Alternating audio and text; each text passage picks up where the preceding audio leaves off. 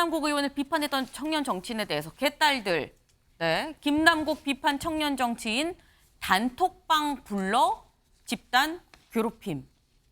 네. 그러니까 그 기자회견을 했던 청년 정치인들이 단톡방에 뭐 납치라고 해야 되나요? 약간 나는 원치 않았는데 일단 초대가 된 겁니다. 들어가서 봤더니 알고 보니까 나 다 모르는 사람인데 나를 막 뭐라고 하네 이런 느낌. 여기 좀 볼까요? 양소영 전국 대학생위원장. 최근 지지자들이 모인 단체 채팅방에 불시에 초대돼 그러고도 당신이 사람이냐라는 욕설을 들어야 했다라는 양 위원장. 건전한 비판은 충분히 받아들일 수 있지만 정치 폭력까지 용납해선 안 된다. 당에서도 적극적인 조치를 좀 취해주면 좋겠다라고 지금 얘기를 했습니다. 지금 사실 강성 지지층들의 어떤 이런 부분, 여기서는 지금 양소영 이 청년위원장은 정치 폭력이라고까지 지금 표현을 했는데 여기에 대해서 민주당 내부에서 현역 의원들도 좀 의견이 갈립니다. 저희가 목소리 좀 준비해봤는데요. 같이 들어보시죠. 어쨌든 김남국도 사람이고 인간이에요. 네. 본인이 잘못한 부분은 또 반성도 하고 사과도 한다고 했어요. 근데 아픈 사람이에요. 상처난 사람이고 어쨌든 김남국 개인을 보면 예. 거기다가 계속 소금을 뿌려서 하는 것이 근데- 인간적인 면에서는 예. 어쨌든 어려움에 처한 거 아닙니까? 예. 힘내라고 응원조차 하면 안 됩니까? 근데 그걸 문제 삼아요? 그렇지 않습니까? 예.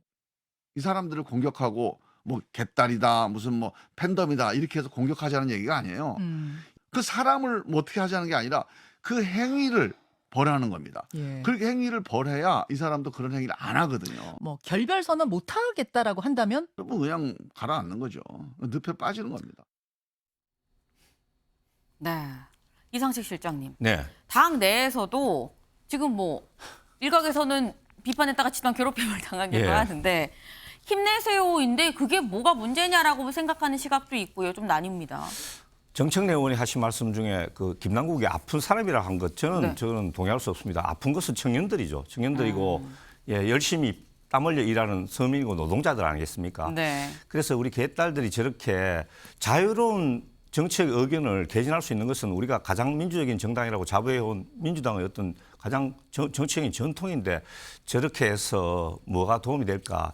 그리고 저는 저렇게 한 데 대해서 정치인들이 특히 국회의원들이 조금 책임져야 된다고 생각합니다. 특히 네. 김남국 의원 같은 경우에 가장 민주당을 사랑한다고 이렇게 이야기해놓고는 기자회견이나 아니면 친야 유튜브 방송에 네. 출연하셔가지고 저거는 이제 윤석열 정부가 자기들이 실정을 덮으려는 이제 그런 기도다 이렇게 말씀하시고 그래서 이제 이 윤석열 정부 실정에 울분이 가득 차 있는 그런 개딸들의 마음에 불을 지르고 자극해놓고 이제 떠나버리고 지금 잠적해 계신다 이 말이죠. 그래서 저는 저런 거를 이제 개딸들은 저분들은 이제 흥분하고 자극을 받을 수가 있지만 네. 정치인들이 스스로 판단하고 자제를 좀 시켜야 된다 이렇게 봅니다. 네.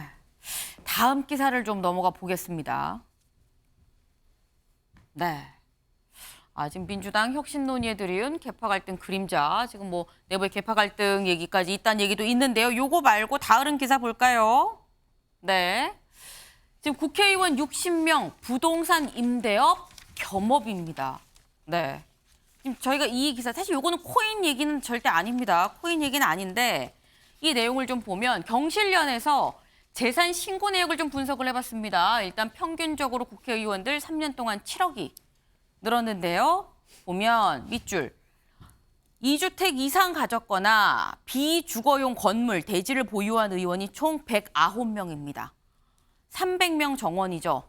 300명 정원이지만 300명이 다 채워지지 않았습니다. 297명인가요? 그쯤 되는데 그중에 109명 일단 이 2주택 이상이거나 건물 대지 갖고 있습니다. 그리고 이 중에 60명은 임대 채무를 신고해 임대업으로도 소득을 얻고 있었다.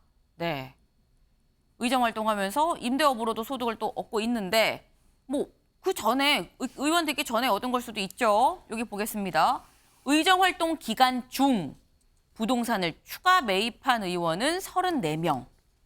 다주택자 중 11명, 국민의힘 9, 민주 하나, 정의당 하나, 최근 3년 안에 이미 주택을 한 채 이상 보유한 상태에서 추가로 부동산을 매입을 했다. 뭐 불가피한 사유가 있을 수도 있는 겁니다. 뭐 그것까지 다 나오지 않았는데 일단은 그렇습니다. 지금 저희가 있는 그대로 지금 경실련의 조사 결과를 보여드렸는데 제가 이걸 갖고 온 이유가 김남국 의원의 코인 논란이 굉장히 많은 어떤 사회의 질문을 던졌습니다. 그 중에 하나가 국회의원이 현직에 있는 동안 그럼 재산을 증식하는 게 맞는 거냐? 일각에서는 의원은 그럼 안 됩니다. 라고까지 굉장히 강경하고 엄격한 기준으로 말씀하시는 분도 있었거든요. 근데 이런 걸 보면 앞에 OX 팻말이 있습니다. 네. 국회의원은 임대사업을 겸하면 안 된다. 하나, 둘, 셋. 안 된다.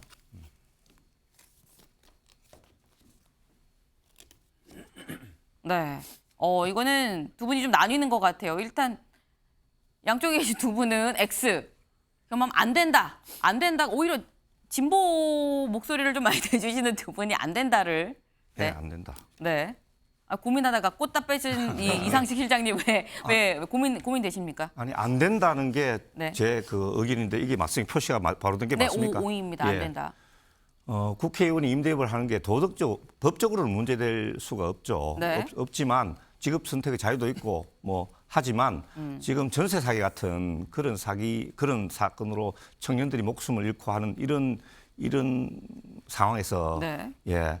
국회의원들이 스스로 조금 도덕적인 모범을 보여야 되지 않을까. 예. 이렇게 생각합니다. 네. 윤영걸 대표님. 저는 임대업 경험은 당연히 하는 게 무슨 문제가 있죠. 트럼프 전 대통령도 부동산 임대했고 다만 문제가 되는 거는 악성 임대업자냐. 예? 그리고 잦은 부동산 매매로 시세 조장했느냐. 그리고 네. 의원 활동을 하면서 부동산 정책에 개입했느냐. 뭐 이게 중요하지. 국회의원이 임대업했다고 무슨 문제가 있어요? 오히려 정상적인 건 장려해야 되고 지금 우리나라 전세 문제 모든 게 지난 정부에서 억지로 임대차업 3법 만들어가지고 시장을 누른 데 있거든요. 네. 그래서 노년에 할 수 있는 거는 연금소득, 임대소득, 그리고 이자소득 이런 소득을 해서 우리가 노후 준비를 해야죠. 다만 지금 재산 늘어난 사람들은 원래 돈 많던 사람입니다. 네. 박정 민주당 의원 원래 돈 많아서 200억 늘어나고 저 네. 홍익표 조 의원도 원래 돈 많은 사람이고 윤상현 국민의힘 의원도 원래 돈 많은 사람이에요. 네. 저 사람들이 과표 올라서 뭐 올랐다고 그거를 너희들 재산 많이 늘었다? 저는 이해할 수가 없습니다. 저는 주택 한 대, 자가 소유 주택 하나를 이제 임대해가지고 자기 노후의 소득으로 삼는 거예요. 그걸 반대하는 것이 아니고요. 이제 뭐 주택을 여러 채 이제 보유하고 있으면서 그러니까 거기서 업으로 삼으면 안 된다, 이 업으로 삼는 말씀인 거는 거죠? 그거는 국회의원의 의무하고 위배된다, 상충한다 아이. 이렇게 생각합니다. 사실 제가 이거를 어떻게 생각하십니까의 주제이긴 한데 예, 살짝 코인이 우리 사회한테 던진 이 질문과 좀 같이 맥락을 같이 해서 얘기를 살짝 좀 나눠봤습니다. 네, 이 청렴이 무엇이냐라는 국회의원의 역할이 어디까지냐에 대해서도 좀 생각을 해보는 계기가 되지 않았나 싶네요.